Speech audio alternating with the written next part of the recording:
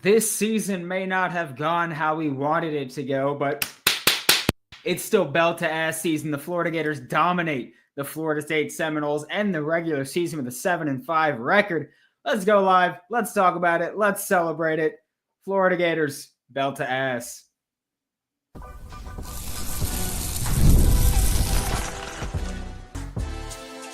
You are Locked On Gators, your daily podcast on the Florida Gators.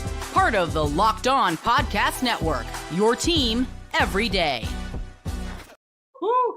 Hello and welcome back to another episode of Locked On Gators, part of the Locked On Podcast Network, your team every day. I'll tell you what, Thomas, I see you in the chat. That was not an impressive victory.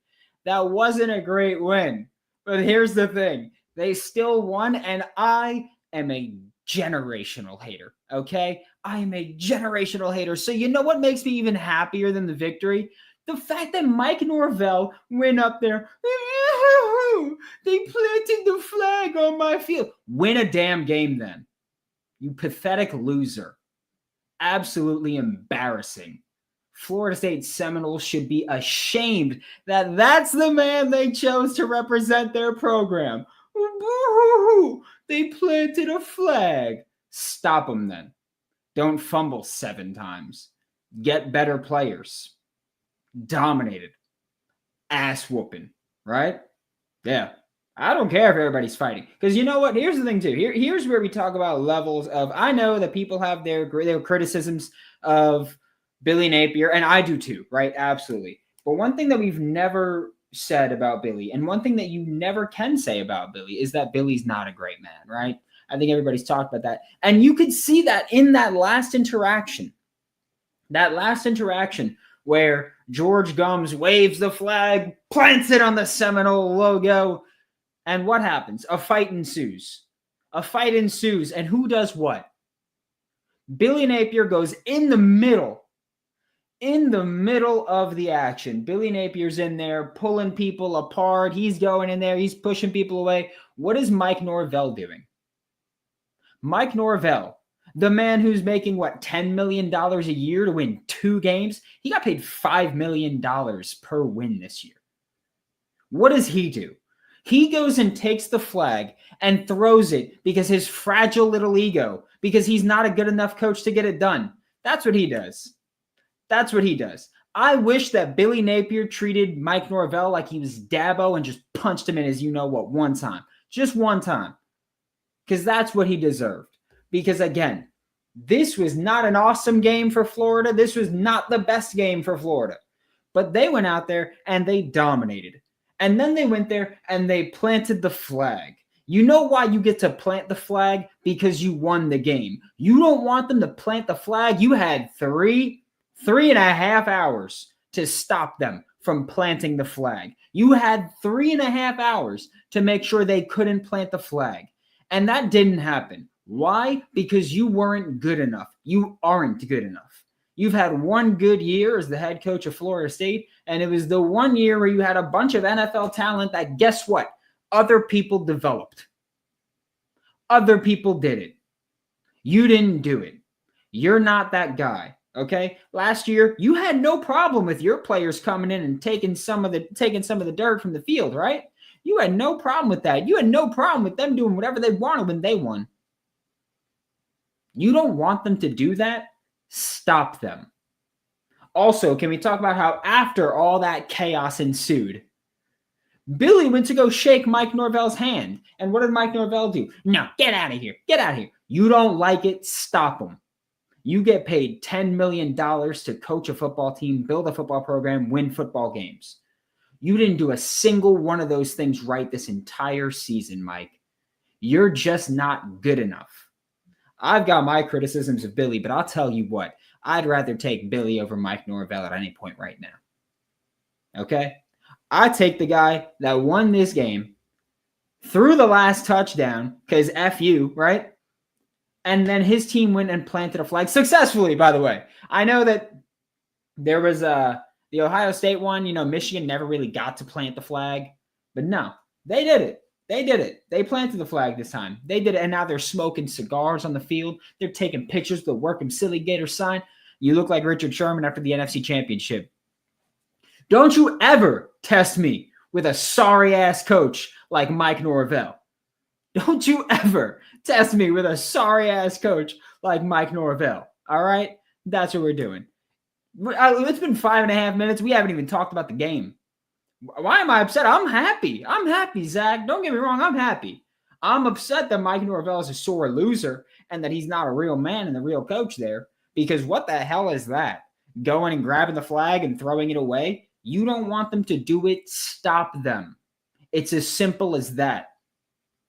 Your team sucks. You had these injuries. You had that. You built the team, brother.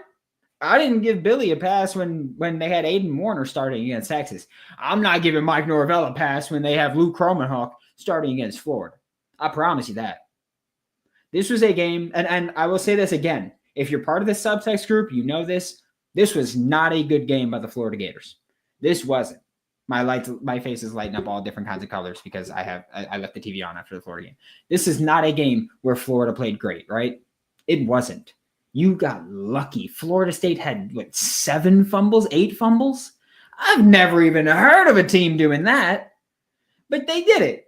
And that's why you won by 3 touchdowns. So here's the thing.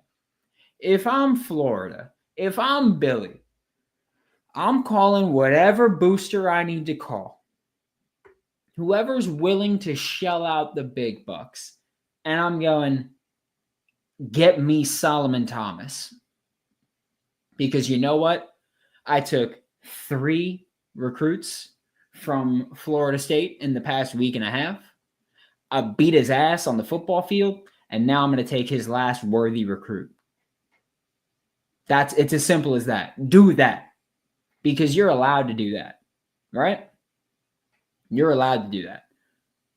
Mike Norvell's Bert hurt. Yeah, he's a little baby. He's where? Stop it then. It's as simple as that. You could throw that flag all you want. You could not shake hands all you want. But guess what, Mike? The reason that happened, the reason that you lost 31-11 on your home turf is because you're not good enough to get the job done. It's as simple as that. You aren't good enough. You didn't do a good enough job. Again, I hated this game for Florida. I thought this game sucked for Florida offensively. But, man, you still beat the crap out of Florida State.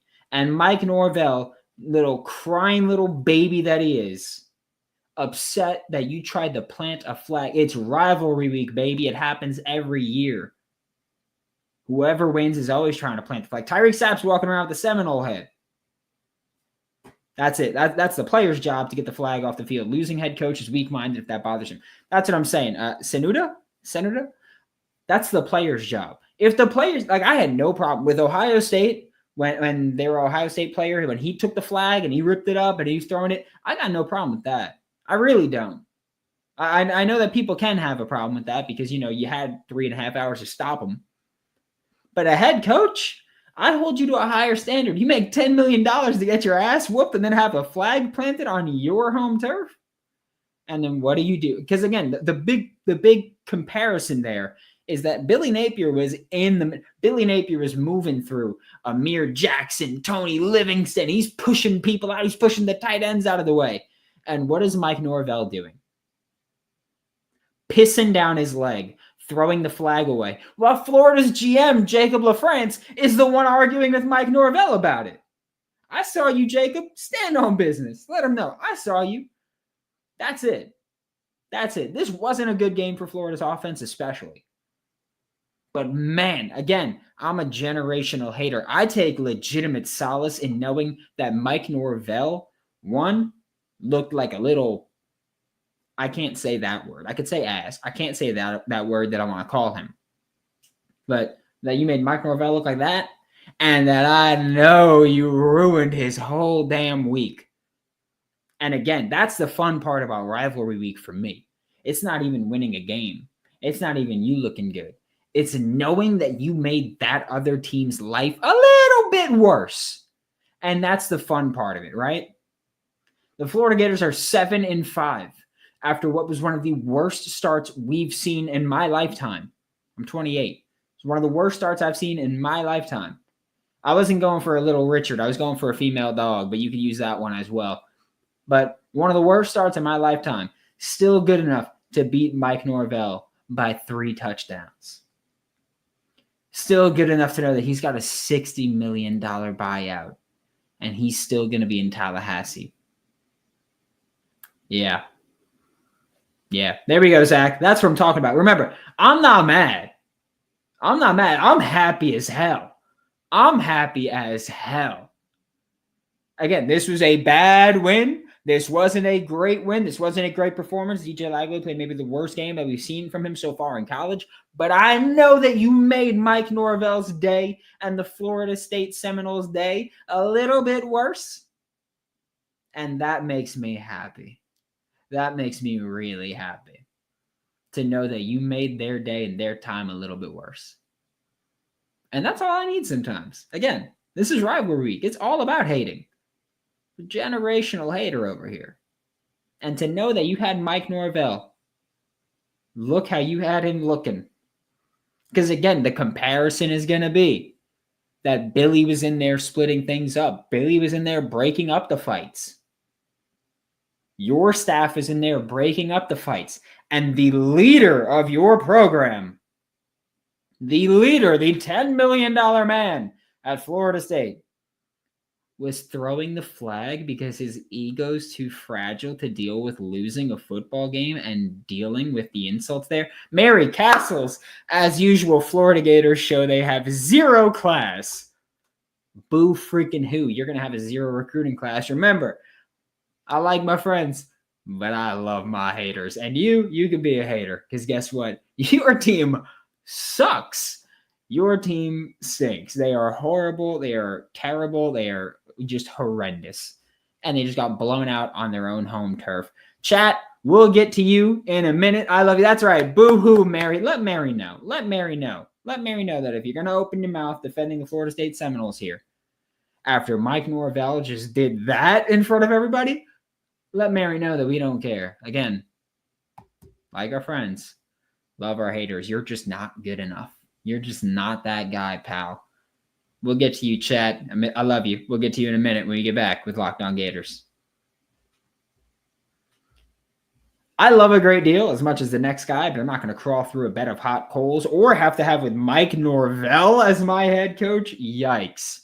Just to save a few bucks. Has to be easy. No hoops, no BS. So when Mint Mobile said it was easy to get wireless for $15 a month with the purchase of a 3-month plan, we called them on it. Turns out really is that easy to get wireless for $15 a month. To get this new customer offer and your new 3-month premium wireless plan for just $15 a month, go to mintmobile.com/lockedoncollege. That's mintmobile.com/lockedoncollege to cut your wireless bill to $15 a month, and mintmobile.com/lockedoncollege. A $45 upfront payment is required, the equivalent to $15 a month. New customers on first 3-month plan only. Speeds slower above 40 gigabytes on unlimited plan. Additional taxes, fees, restrictions apply. See Mint Mobile for details. And if you like making money, like I am going to make money, Kevin Durant hits 5 threes and be a very happy man tonight. Get ready to tackle the NFL action with FanDuel, America's #1 sportsbook. Right now, new customers can bet $5, get $150 in bonus bets if you win. The FanDuel Sportsbook app gives you everything you need to place live bets on the NFL all in one place. So you get a hunch in the middle of the game, like, hey, Florida's going to blow out Florida State right here. Mike Norvell's going to cry when they plant the flag and probably piss down his pants too. Just visit FanDuel.com to join today. You can start with $150 in bonus bets if you win your first $5 bet. That's FanDuel.com. Never waste a hunch. Make every moment worth. FanDuel, an official sportsbook partner of the NFL. I think I went through that at absolute super speed. All right. I got to be honest with you. We did get a super chat here from In All Kinds of Weather. Said, go Gator. That's all. And Ray Graves, GOAT. Are we all back on the Nape train now? I accept fine that he's going to be back next year. Get me an OC. Get me a top 10 class, and I'll be very happy. Oh my God, are you guys still talking to Mary? Is that still happening in the chat right now? You guys still talking to Mary about it? You lost to a 2C9. That's such a good point, Mary. That's such a good point. You lost to a 2C9. Very good point. Very good point. They're our rival. What you want us to say? Sorry, maybe next time. I'm saying Norvell, ho. He sure is. I love the energy, Brandon. Got my whole family listening with me this time. Right, the Tooper family. Welcome. This is Hate Week. I just gotta let you know. And if you didn't hear, Florida State should be absolutely embarrassed that they spend $10 million a year on Mike Norvell, the guy who can't coach a game good enough to beat Florida after they went unconquered for a full year, even though they lost a game. But they don't acknowledge that because they're sensitive, which honestly, we should have known Mike Norvell was going to be really sensitive about this, right? Like they gave the unconquered rings after they got beat by 60 in the bowl game. And then they come up, oh, you're gonna regret leaving us out of it.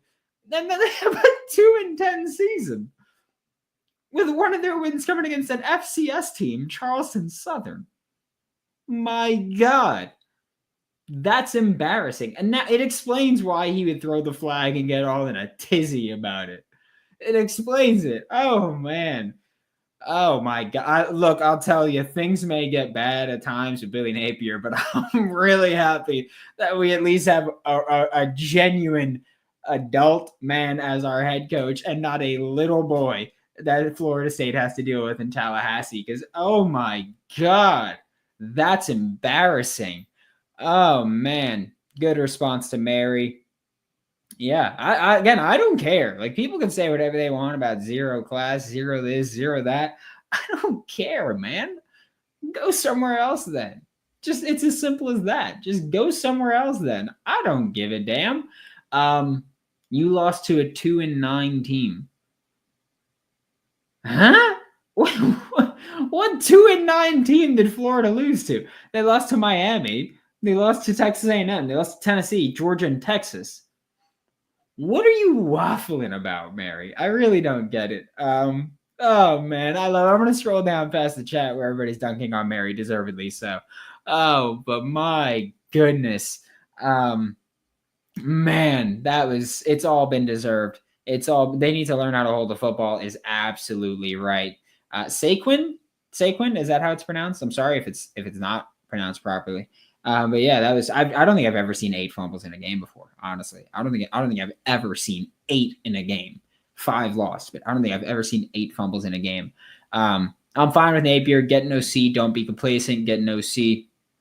Stay ahead of your rivals. Normally a good trend to follow. Yeah, I do think that Florida needs an OC. I think we far too often saw an offense not work out. And by the way, that's something that we talked about a lot in recent weeks, especially. Florida's offense this year was not a sustainable offense. Simply wasn't. And tonight we saw when you don't hit the big plays, how hard it can be to move the ball. This isn't an offense that's been capable of week in, week out, moving the ball downfield, having these long extended drives. It's been big play or bust, and we've seen that a lot this year. We saw that even today. Again, the drives that Florida scored on were not these, long fought out drives. It was a fumble that put you in the red zone immediately, and you scored a touchdown on that. You had one drive that went right before the half. You went and scored, which, by the way, the best 2-minute drive of Billy Napier's entire career at every school. It's that you did have the one really long drive that wasn't you just went out and fought. It was 65-yard rushing touchdown for Montreal Johnson that led to that. And then you had the last scoring drive, which was a couple chunk plays, and then you threw a touchdown. But man, Hayden just tweeted hell of a season as always, and they're smoking the cigars, rightfully so. Smoke them if you got them. Love to see that. I can't wait for Hayden to be on Wednesday's show. That's going to be electric. That's just great. Mike Norvell is the one that showed he doesn't have class. Exactly. It's exactly that. Here's the thing. Again, I said it earlier. If you don't want the opposing team, if you don't want your rival to plant a flag on your home field, maybe win the game. It's not like it's new to you to lose at home. You've been 2-5 at home this year. It's not like it's new to you. You're used to it. It's just this time had a little bit more disrespect on it. Frankly, because screw you. You deserved it. Simple as that. Biggest bust of the season, DJU or Norvell? Ooh. I'm going to say Norvell. Because DJU sucked to begin with. So I'm going to say Norvell there. No one cares about the time of possession. Offense didn't play very well, and it was still belt to ass. I didn't say anything about time of possession. I said it wasn't a sustainable offense. I'm not saying that you need to win the possession battle. I'm saying that you need to be able to drive downfield and not just rely on explosive play. But yeah, Norvell, I like the ESPN. Norvell snubs Napier's handshake as FSU, Florida get into it. Yeah. Because he's a big. I'm not going to say the rest of it. But you know where I was headed with it. You can piece it together. Bloody Mary got that ass beat. Yeah, I was like, I sicked the chat on it, and I didn't think it would go that way. But oh man, yeah, it was relentless, well deserved.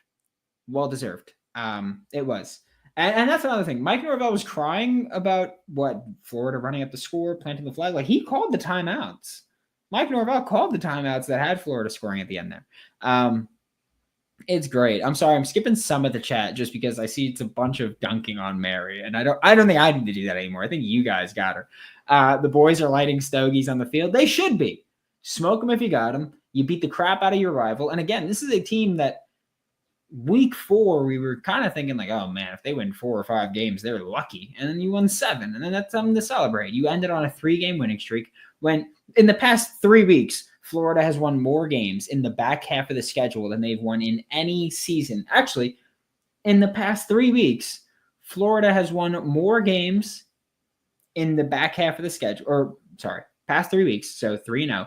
Florida's won more games than they've won in the first 2 seasons combined on the back half of the schedule, because they went 2-3 in 2022, and they went 0-5 last year on the back half of the schedule. And so they've done that. They've lapped it in just these past 3 weeks alone. That's huge. Yeah, I mean, FSU is just embarrassing. It's just embarrassing. I would hate to have a coach that throws the flag when they plant it. Oh my God. That's just so embarrassing. Like, can you imagine? Can you imagine getting a $10 million contract extension after getting snubbed from the playoff? And then just having your team get annihilated so bad on your home field, and the opposing team goes to plant the flag. Sorry, not goes to. I need this distinction to be made. Florida did plant the flag. This is not they tried planting the flag and they stopped him. Florida State sucks so much they couldn't even stop Florida from planting the flag on midfield. That's how much they suck. Oh, I'm so happy. Talking about the football game for a few minutes. Not just the antics after that were beautiful too. That's another thing too, Ray Graves GOAT. Gums planted it. And by the way, he planted it emphatically. Wow. Like he slammed that thing down through. He planted it and he walked away too. Like he planted it and he's like, all right, yep, we did it. And he like started walking away. He was like, okay, it's standing up on its own. That's great. Mary Castle said, let's stick to FSU in Florida. Okay. Florida won by 3 touchdowns. Let's stick to them. But looking at this game, Florida's defense, tremendous. In a lot of areas. At certain times, they broke a little bit too much. Or they bent a little bit too much for me, specifically with like the pass to who was it? The Amari Williams, the tight end on 4th and 2. That was a huge gain. Troll, because you've just been roasted incessantly for 15 minutes now. With Amari Williams, there's a huge gain, and then he had the ugly knee shot from Bryce Thornton, which was clean. But yeah, there's that happened, and it was ugly. That big play sucked on 4th and 2. I don't know how you let someone get so wide open there. That's just crazy. Lawrence Tuafili had a few too many long runs.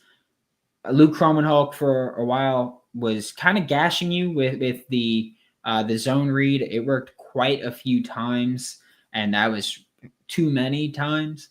But for the most part, your defense played well. And it was especially, there were some points where your defense, it wasn't one guy just won his block. It was that your coverage held up long enough where the entire defense, like your entire defensive line, just collapsed the pocket into Luke Romahawk, and he had nowhere to go. He just had nowhere to go, and it just collapsed on him, and that's a great pass rush. It's not just one guy winning. And also, Florida played the second half without Caleb Banks and Jordan Castell. They both left and did not come back. And you still dominated them. Also, can we talk about this? Hayden Hansen, 3 catches, 25 yards. 3 catches this game. 3. The most he's had since the Tennessee game where he had 3 catches for 40 yards. 3 catches.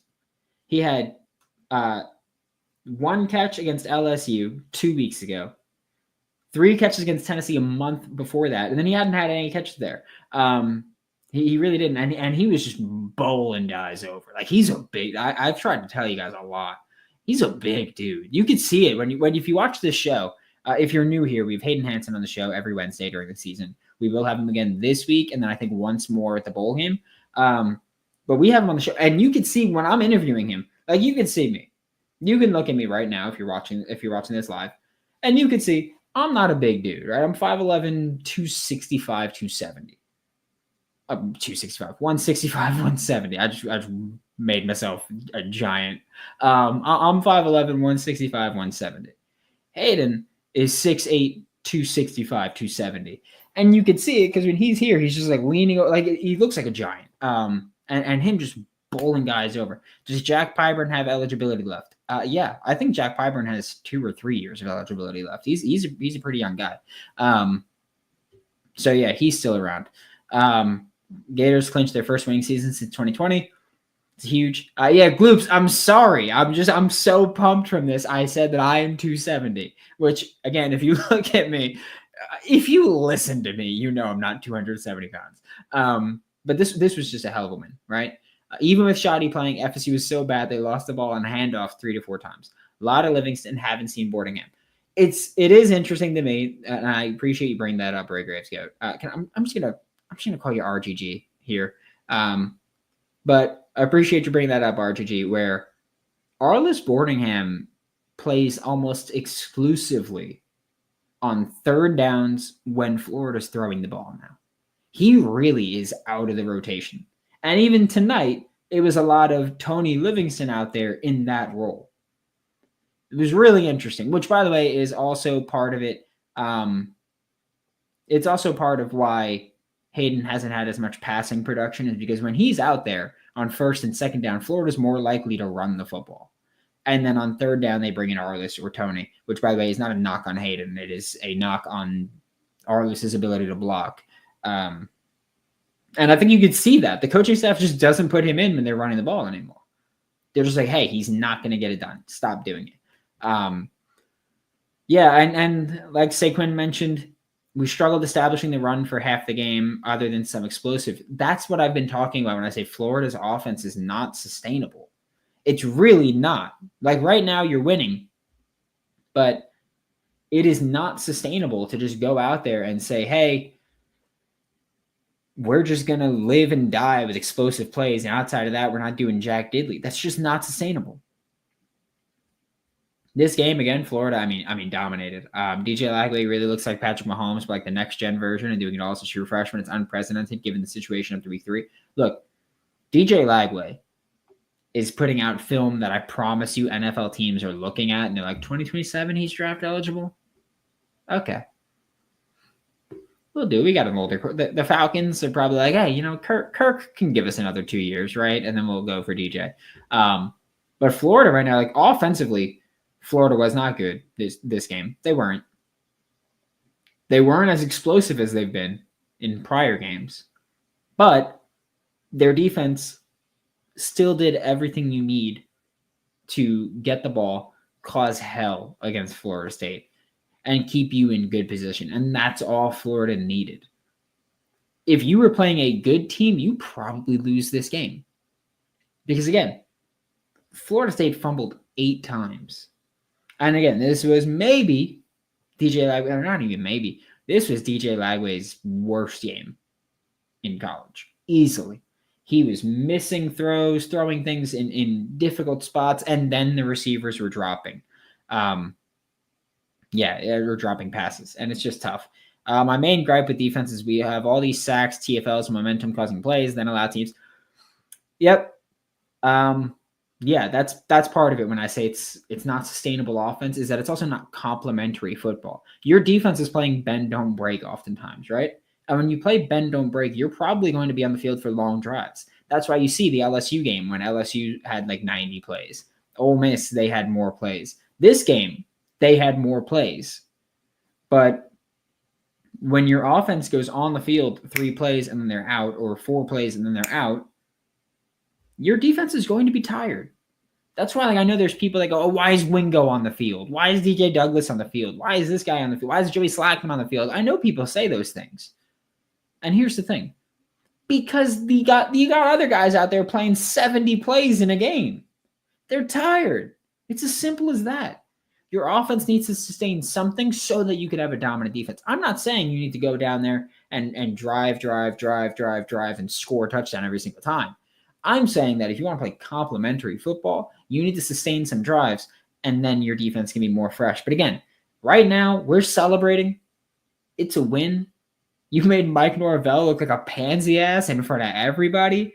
Oh, my God. And I'll tell you this. We got 209 people in here, which, again, I mean, it's 11 p.m. on a Saturday night. You could be doing anything, and instead you're here, and I appreciate you so much. And we're going to wrap up here. I want you all to look for Locked On Seminoles. And I want you to let Brian have it. I want you to let Brian have it with this one. Because he deserves it. And so, yeah, that's that. That wraps up the regular season. I am so incredibly grateful that we have a bowl game, because that means that we get to do this one more time this year. We get one more, and I'm so incredibly grateful for every single one of those. We've had 12 of them, and yeah, we're going to get a 13th, and that's amazing to me. And thank you all so much for making Locked On Gators your first listen of the day. Thank you all so much for allowing this to be my job. That is freaking ridiculous to me. That will never get old to me. If you want to be part of the Locked On Gators Insider Program, the link's in the description below. It's 2 weeks free, $5 a month after that. If you want to follow, it's WNS_Brandon. You can search. Again, I know I'm on the Blue Sky thing. Just search Brandon Olsen, OLSEN. And if you want there, you can search Locked On Gators on TikTok, Instagram, whatever you want. And we're on there. But yeah, we get one more game. Before we get that game, we have early signing day this week, and we're going to be hammering the content. But thank you all so much for making this, for just allowing me to do this for a living. This is never going to get old to me. For Locked On Gators, I'm Brandon Olsen. Don't forget to follow me on Twitter at WNS_Brandon. Find all my written work with New York Giants on SI. Mike Norvell is a little pansy, and I love it. And I will see you all next time.